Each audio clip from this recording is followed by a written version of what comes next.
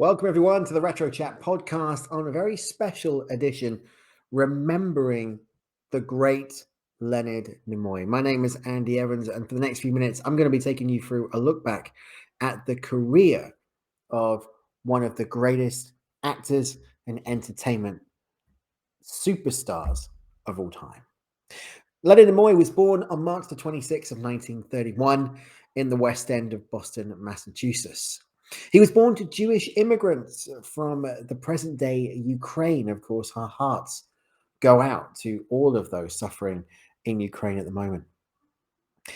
His parents left separately. His father, who first walked over the border into Poland, while his mother and his grandmother were smuggled out of the Soviet Union in a horse-drawn wagon by hiding under bales of hay. They eventually reunited after arriving in the United States, and his mother, Dora, was a homemaker, and his father, Max, owned a barbershop in the Mattapan section of Boston. He had an elder brother called Melvin, and he had a cousin called Jeff Nimoy, who was also a writer and an actor in the entertainment industry.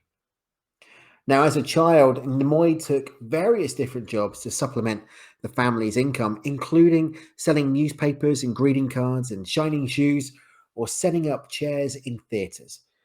When he got older, he began selling vacuum cleaners, and he also began acting at the age of 8 in a children's and neighborhood theater. That was his passion.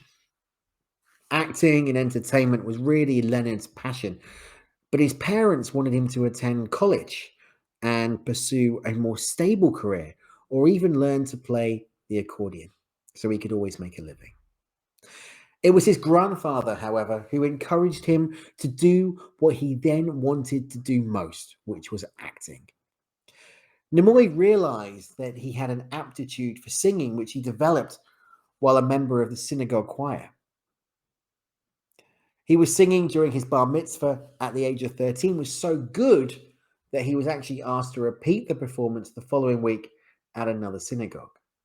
And William Shatner said, "He is still the only man I know whose voice was 2 bar mitzvahs good." So now, being a training actor, trying to break into the industry, his first major role was at 17. He played Ralphie in an amateur production of Clifford Odets Awake and Sing, which dealt with the struggles of matriarchal Jewish families similar to his during the Great Depression. He once said, unquote, that playing this teenage kid in this Jewish family was so much like mine, it was amazing. The same dynamics, the same tensions in the household. The role really did light a passion in him that led him to pursue an acting career. And he's often gone on record as saying that he actually never wanted to do anything else. And Bill Shatner has said that Nimoy also worked on local radio shows for kids, often voice acting Bible stories. And he said that obviously there was symbolic about that. Many years later, as Captain Kirk, I would be busy rescuing civilians in distress on distant planets, while Leonard's Mr. Spock would be examining the morality of man and alien kind. So now Nimoy was in Boston College and he was taking drama classes. And after moving to LA, he used $600 that he saved from selling vacuum cleaners to enroll at the Pasadena Playhouse. But as with most startup actors in LA, he became disillusioned and quit after 6 months, feeling that the acting skills that he had already acquired from earlier roles were more advanced. I thought I have to study here 3 years in order to do this level of work, and I'm already doing better work. He became a follower of method acting concepts that were derived from the teachings of Konstantin Stanislavski. He realized that the stage allowed him to explore psychological and emotional and physical territories of life that really couldn't be done anywhere else. And it was these inquiries which he said drew him to acting really in the first place. The legendary actor Marlon Brando was his role model. And like him, he wore jeans and t-shirts between studies. To have some income, he took a job at an ice cream parlor on the Sunset Strip. In 1953, Leonard enlisted in the US Army Reserves at Fort McPherson in Georgia, serving just 18 months until 1955, leaving as a staff sergeant. And part of Nimoy's time in the military was spent with the Army Special Services, putting on shows which he wrote, he narrated, and he emceed. One of the soldiers that he had was Ken Berry, whom he encouraged to go into acting as a civilian and helped contact agents. During that period, he also starred and directed in A Streetcar Named Desire with the Atlanta Theatre Guild. After he was discharged with his wife Sandy pregnant with their second child, they rented an apartment and Nimoy took a job driving a taxi in LA. For over a decade, Leonard spent receiving only small parts in B movies and the lead in one, along with a minor TV role. He believed that playing the title role in the 1952 film Kid Monk Baroni would make him a star, but the film failed after only playing for a short period of time. While he was serving in the military, the film gained a larger audience on TV, and after his discharge, he got steadier work playing a heavy, where his character would use street weapons like switchblades and guns, or he had to threaten, hit, or kick people. Despite overcoming his Boston accent because of his lean appearance, Nimoy realized that becoming a star was actually not likely. So with this in mind, he decided to be a supporting actor rather than take lead roles, an attitude he acquired from his childhood. And he said on many occasions, "I'm a second child who was educated to the idea my older brother was to be given respect and not perturbed. I was not to upstage him.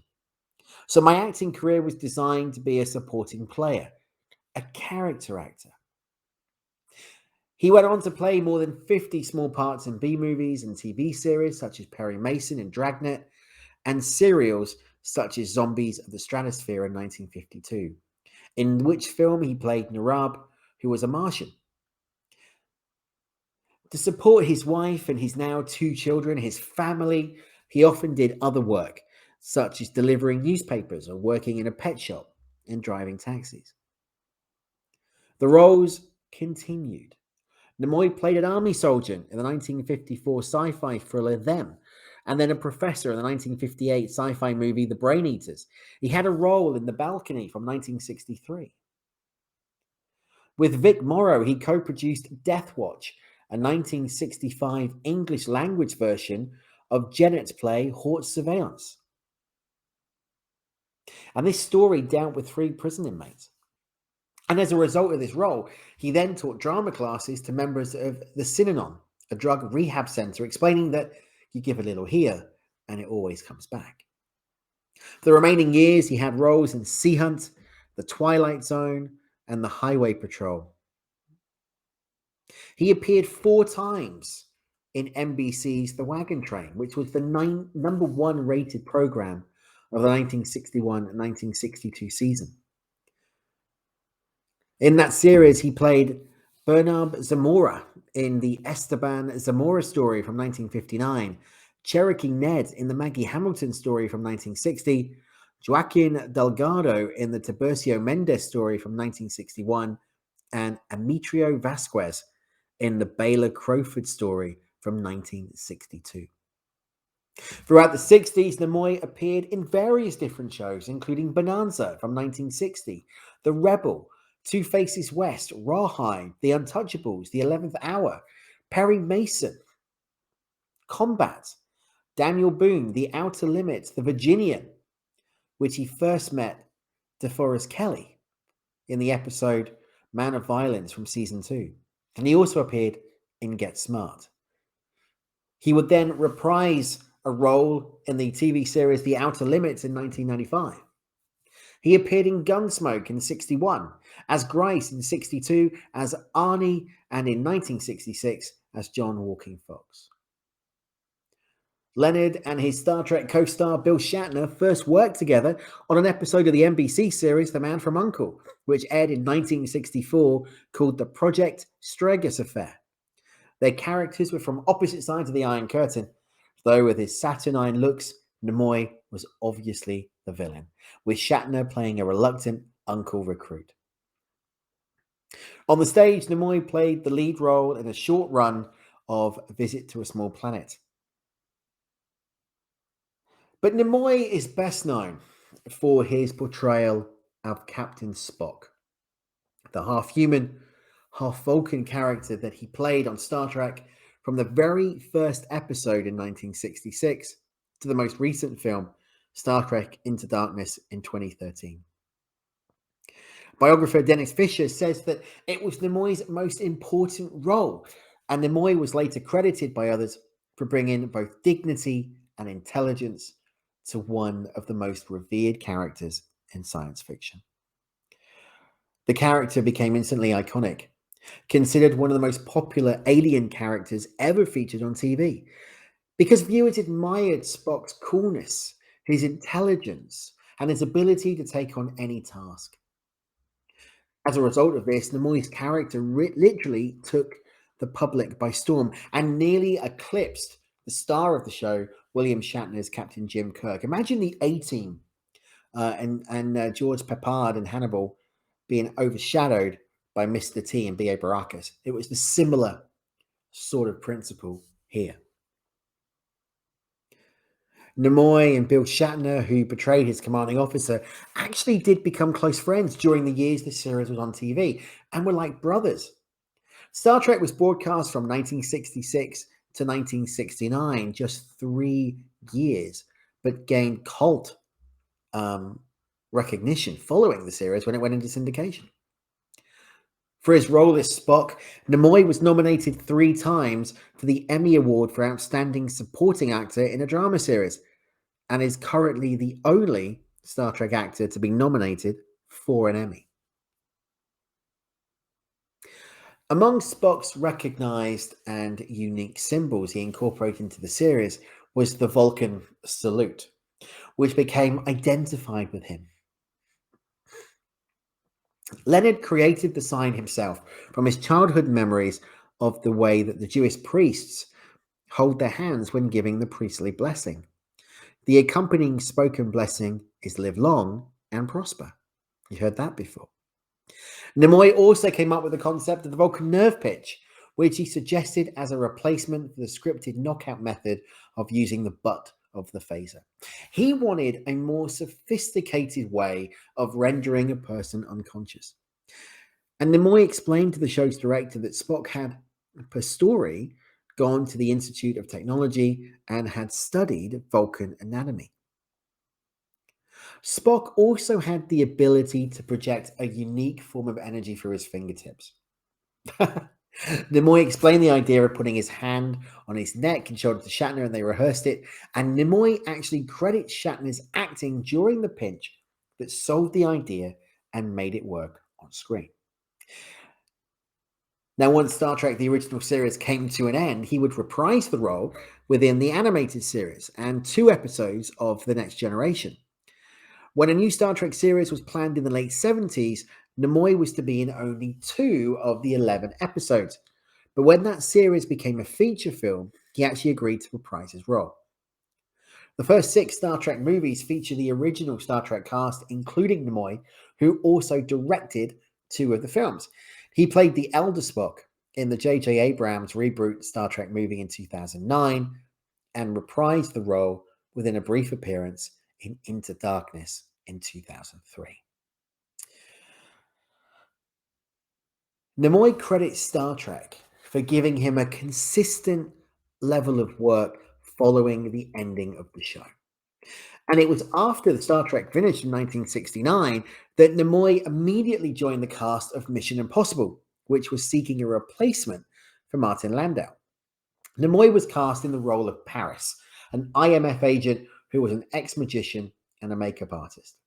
The Great Paris was the episode that he made his debut. Now, he played the role during seasons 4 and 5, which aired in 1969 to 1971. Nimoy had been strongly considered as part of the original cast for the show, but remained in the Spock role on Star Trek. He co-starred with Yul Brynner and Richard Crenna in the Western movie Catflow. He had roles in 2 episodes of Night Gallery in 1972 and 1973. He appeared in Columbo in the season 2, episode 6 episode entitled A Stitch in Crime, where Nimoy portrayed murderous Dr. Barry Mayfield, one of the few murder suspects towards whom Columbo showed anger. Nimoy also appeared in TV films such as Assault on the Wayne in 1970, Baffled in 1972, The Alpha Caper, The Missing Are Deadly, Seizure, The Story of Kathy Morris in 1980, and Marco Polo in 1982. He received another Emmy Award nomination for Best Supporting Actor for a TV film for A Woman Called Golda in 1982 for playing the role of Morris Meyerson, who was Golda Meir's husband, opposite Ingrid Bergman as Golda in her final role. In 1975, Nimoy filmed an opening introduction to Ripley's World of the Unexplained Museum, located at Gatlinburg, Tennessee, and at Fisherman's Wharf in San Francisco. In the late 1970s, he hosted and narrated the TV series In Search Of, which investigated paranormal or unexplained events or subjects. In 2000 and 2001, he hosted the CNBC series The Next Wave, which explored how e-businesses were integrated with technology and the internet. And he also had a character part as a psychiatrist in Philip Kaufman's 1978 remake of Invasion of the Body Snatchers. But with TV also came theatre. And Nimoy won acclaim for a series of stage roles, starting in 1971, playing the starring role of Tev in Fiddler on the Roof, which toured for over 8 weeks.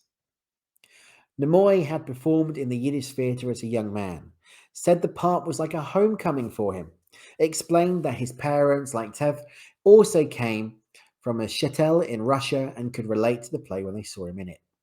Later that year, he starred as Arthur Goldman in The Man in the Glass Booth at the Old Globe Theatre in San Diego. He starred as Randall McMurphy in One Flew Over the Cuckoo's Nest in 1974, a year prior to its release on the feature film with Jack Nicholson doing the same role. During the run of the play, Nimoy took over as its director and wanted his character to be rough and tough and insisted on having tattoos.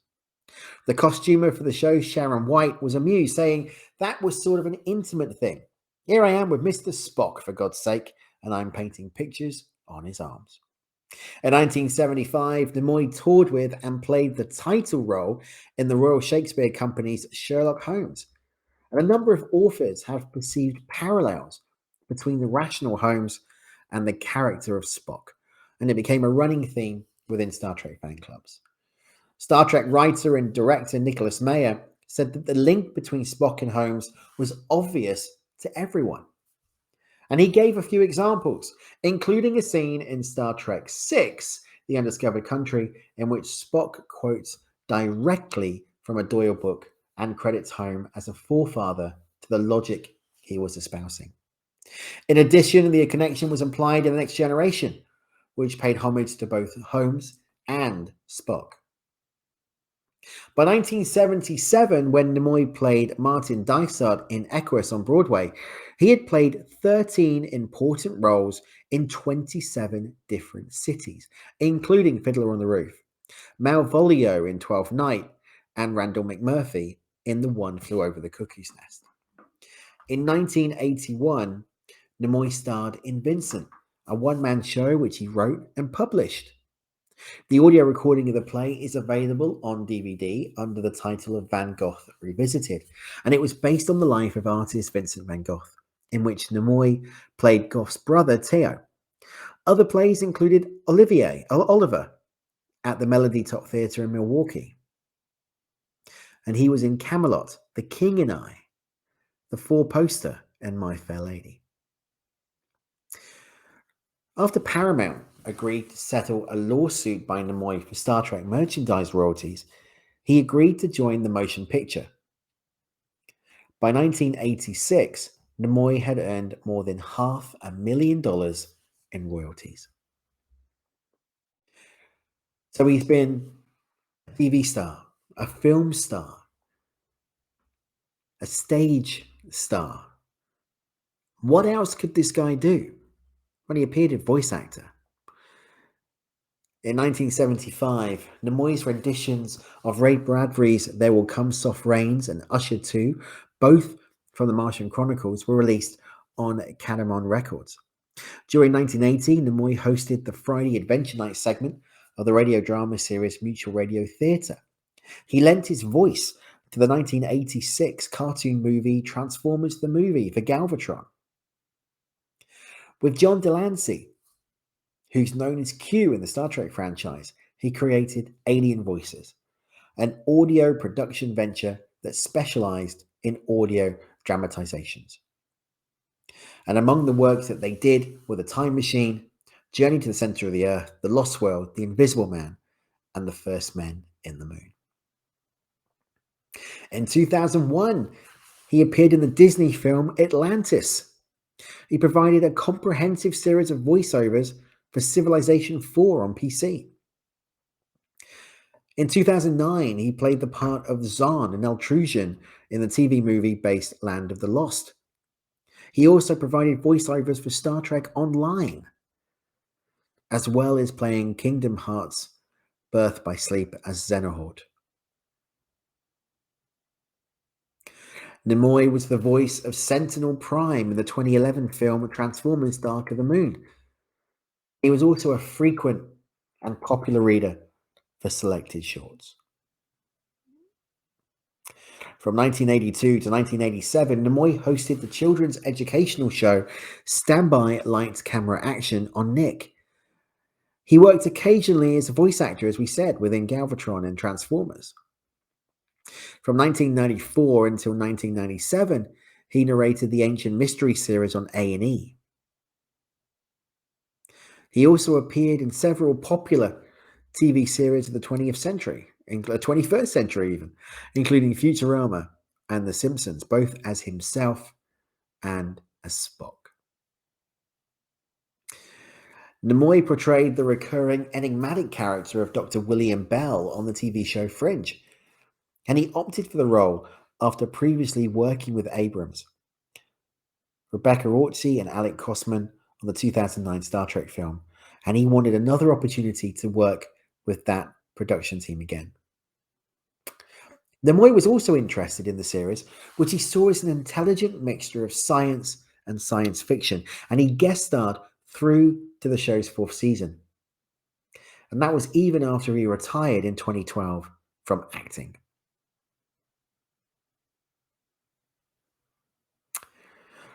On the May 9th, 2009 episode of Saturday Night Live, Nimoy appeared as a surprise guest in the Weekend Update segment with Zachary Quinto and Chris Pine, who played the young Spock and Kirk in the new Star Trek film that premiered just a few days earlier. In the sketch, the three actors attempted to appease longtime Trekkers by assuring them the new film would be true to the original Star Trek. In April 2010, Nimoy announced that he was retiring from playing Spock, citing both his advanced age and his desire to give Zachary Quinto the opportunity to enjoy full media attention with the Spock character. Kingdom Hearts Birth by Sleep was to be his final performance. However, in February of 2011, he announced his intent to return to Fringe and reprise his role as William Bell. He continued voice acting despite his retirement, and we've already said he appeared in Dark of the Moon. Nimoy provided the voice of Spock as a guest star in a season 5 episode of The Big Bang Theory titled The Transporter Malfunction, which aired on March the 29th, 2012. On August the 30th, 2012, Nimoy directed a satirical segment about Mitt Romney's life on Comedy Central's The Daily Show with Jon Stewart. And in 2013, Nimoy reprised his role as Spock in a cameo appearance in Star Trek Into Darkness, and is the only actor from the original series to appear in Abrams' Star Trek movies. Acting, voiceover, stage shows, TV, movie. What else was there left to do? Well, It was directing. Because in 1973, Nimoy made his directorial debut with Death on the Barge for an episode of Night Gallery during its final season. But it wouldn't be until the 1980s that Nimoy resumed directing on a consistent basis, ranging from TV shows to motion pictures. He began feature film directing in 1984 with Star Trek III: The Search for Spock. He directed the second and the most successful movie, Star Trek IV: The Voyage Home. Three Men and a Baby was the highest grossing film of 1987, and these successes made him a star director. At a press conference promoting the 2009 Star Trek movie, Nimoy said he had no further plans or ambition to direct, although he did enjoy directing when he did it. He's an accomplished writer. He's written 2 volumes of autobiography, the first called I Am Not Spock in 1975. And it was controversial because many fans incorrectly assumed that Nimoy was actually distancing himself from the Spock character. And it was in the book that Nimoy conducts dialogues between himself and Spock. He said that I went through a definitive identity crisis. The question was whether to embrace Mr. Spock or to fight the onslaught of public interest. I realize now that I really had no choice in the matter. Spock and Star Trek were very much alive, and there wasn't anything I could do to change that. But in 1995, I Am Spock saw Nimoy communicating that he finally realized his years of playing Spock had led to a much greater identification between the fictional character and himself. Nimoy had much input into how Spock would act in certain situations. And conversely, Nimoy's contemplation of how Spock acted gave him pause to think about things in a way he never would. Nimoy maintained that in some meaningful sense he had merged with Spock, while at the same time maintaining the distance between fact and fiction. In 2014, the audio version of I Am Spock, read by Leonard Nimoy, was published. Nimoy was long active in the Jewish community, and he could both speak and read Yiddish. In 1997, he narrated the documentary A Life Apart about the various sects of the Hasidic Orthodox Jews. In October of 2002, Nimoy published The Shekinah Project, a photographic study exploring the feminine aspect of God's presence inspired by the Kabbalah. He was married twice.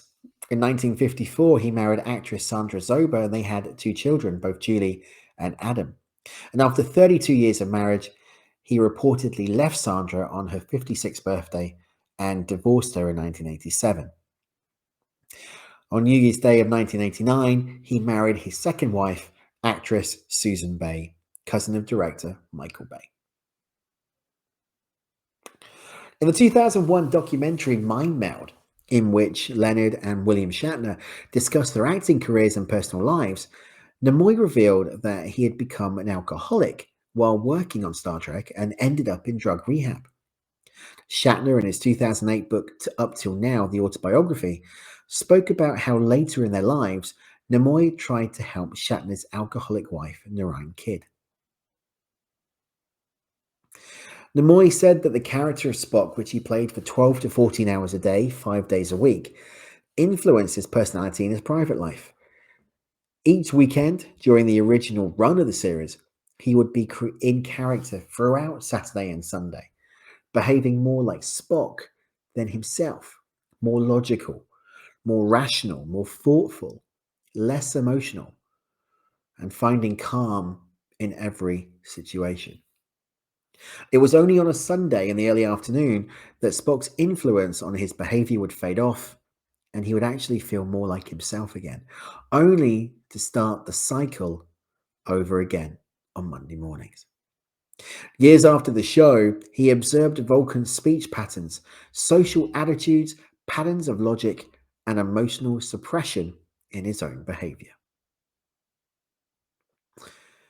In 2014, Walter Koenig revealed in a Las Vegas Sun interview that Nimoy had personally and successfully advocated for equal pay for Nichelle Nichols' work on Star Trek to the show's producers.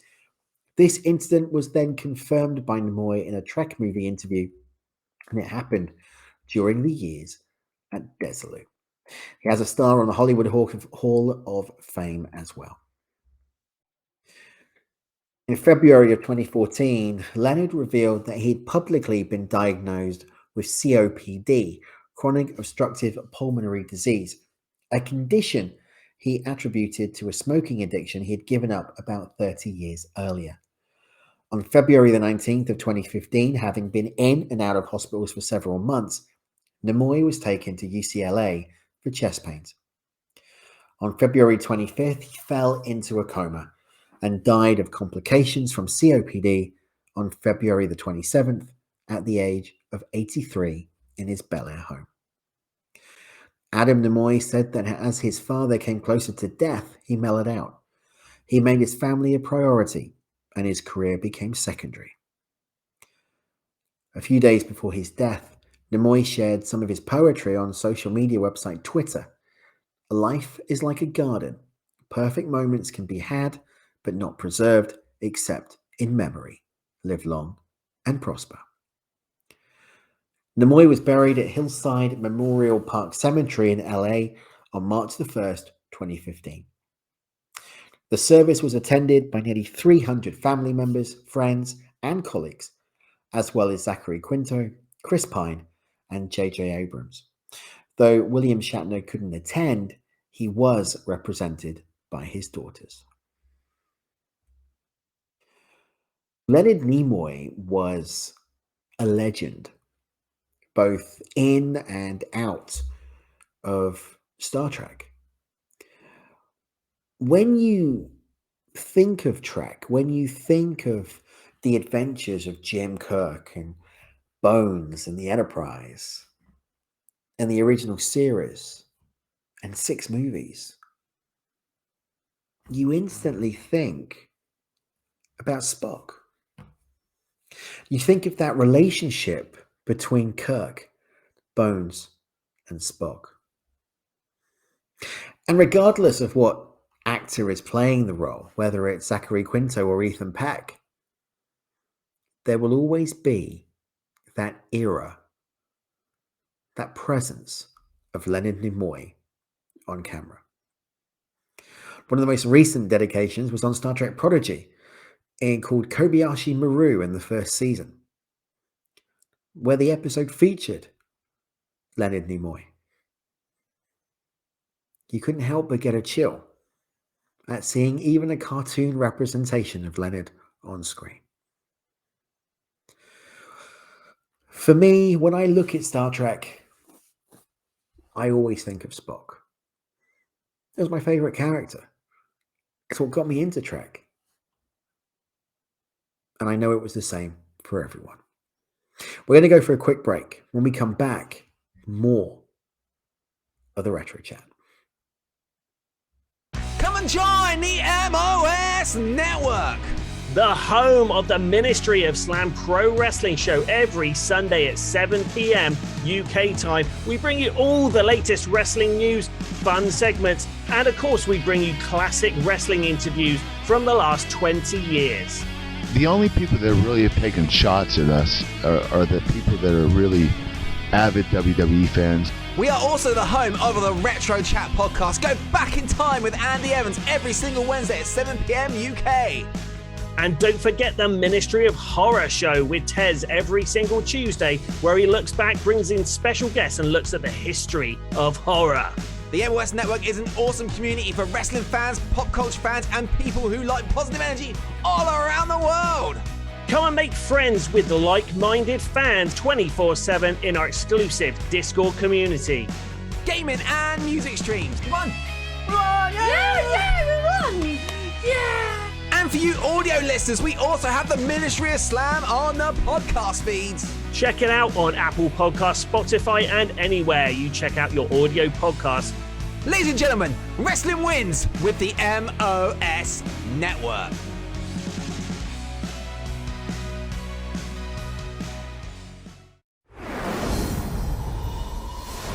sad passing of Leonard Nimoy. E.T. has had the great fortune of talking to him many times over the span of decades. He talked about the lasting impact of Spock on all of us, and more importantly, how it even changed him. Live long and prosper. September 8th, 1966, the night we went on the air, after the first episode aired, I called him at his home and I said, Bill, what do you think of the show, Bill? That's pretty good. Good. I thought it was pretty good, too. You think it has legs? Speculation is unnecessary, Captain. The answer is clear. Why the enduring friendship? We're like brothers. We went through a very long and interesting and tumultuous process together. Came out the other side of it as friends. I have been, and ever shall be, your friend. Yes. The series, while it was extremely good entertainment, I think at the same time offered food for thought. Obviously, Tribbles are very perceptive creatures, Captain. Obviously. The messages are there, and there are enough ideas present for people to interpret them as they see fit. We're traveling back to now. We will land in San Francisco in the late 1980s. There are two challenges here. One is to be different, and the other is to try to be consistently better than the previous films. Professionally, Spock has been a great blessing. Emotionally, I think the character helped me as I think the character helped a lot of people. Spock was helpful as a role model, and he was to me. I think I became a much more balanced individual as a result of portraying Spock. The needs of the many outweigh the needs of the few. I have learned never to say never again. I don't know what's next. I have no idea. I didn't think I would be doing television. I'm going back to work in Fringe for J.J. Abrams. I've been waiting quite a long time for this. Who are you? I'm William Bell. I have portrayed a lot of different characters in my lifetime. Certainly Spock was a major factor, but I'm not Spock. I never was. Spock? I need to speak with you. When they were interested in Zachary Quinto, they sent me some footage of him. And I saw immediately what the possibilities were. I have made a vow never to give you information that could potentially alter your destiny. I have always felt, particularly with Star Trek, that one must be very careful to see to it that you're not simply cashing in on the title, that the audience has high expectations. I'm delighted with the fact that people care. I shall simply say, good luck.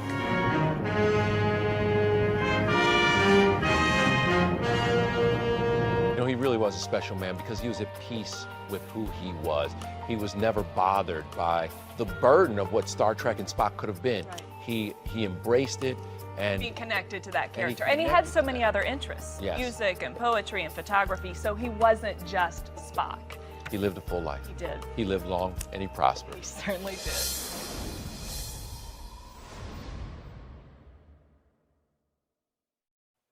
Welcome back to the Retro Chat podcast. And you heard in the break there the clip from Entertainment Tonight, which detailed the passing of Leonard Nimoy. And I think what I'm going to do is close up the show tonight by kind of sharing a personal story. And it's a story about when I was a kid and, you know, when I was a youngster, and you can see on screen, I'm not exactly the thinnest of persons in the world. And here in the UK, we used to have Star Trek on a Wednesday night, BBC Two at 6 o'clock. And I used to watch it religiously with my dad. And, you know, we used to sit in the front room and we used to sit down and watch the show. I remember watching the original series, and The Next Generation was on at the time, but it was on a season break. I remember watching the originals going, there's this character. There's this Mr. Spock. And I was different when I was younger, you know. I was bullied quite a lot and ridiculed for my weight and everything else. And I found solace watching Trek. When I found I could relate to Spock, half human, half Vulcan. Which side do I go with? Which side do I not? And that stayed with me for years. And I remember watching Star Trek 2 for the first time, the Wrath of Khan, and seeing the death scene. And instantly being hit, you know? It was like someone had literally just pulled out your guts. It was like, man, this is so personal. What's going on? Why have they done this? But there was also a nugget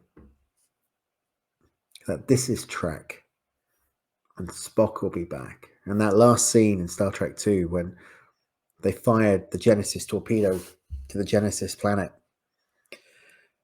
kind of gave you some sort of hope.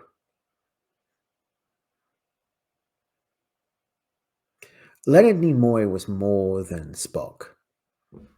He was more than the sum of his parts. He was more than a character. He was someone that you could relate to. That camaraderie between him and Dee and Bill Shatner.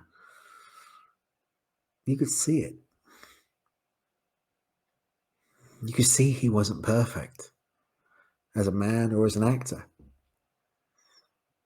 And over the years, the more that I've learned about Leonard, not Spock, the more I've actually valued the man. Leonard Nimoy was a great actor. He was a great director. He was a fantastic producer. But more than that, Leonard was a great man. And anyone who met him or knew him has said the same thing. Now, there are things that we've not touched on in this, the falling out between him and William Shatner, which Bill says he doesn't know why it happened.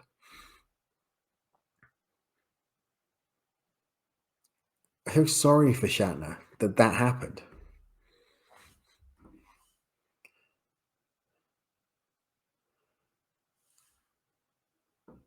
Trek was better because of Leonard Nimoy. Entertainment was better because of Leonard Nimoy. I am, and forever shall be, your friend. See you next week.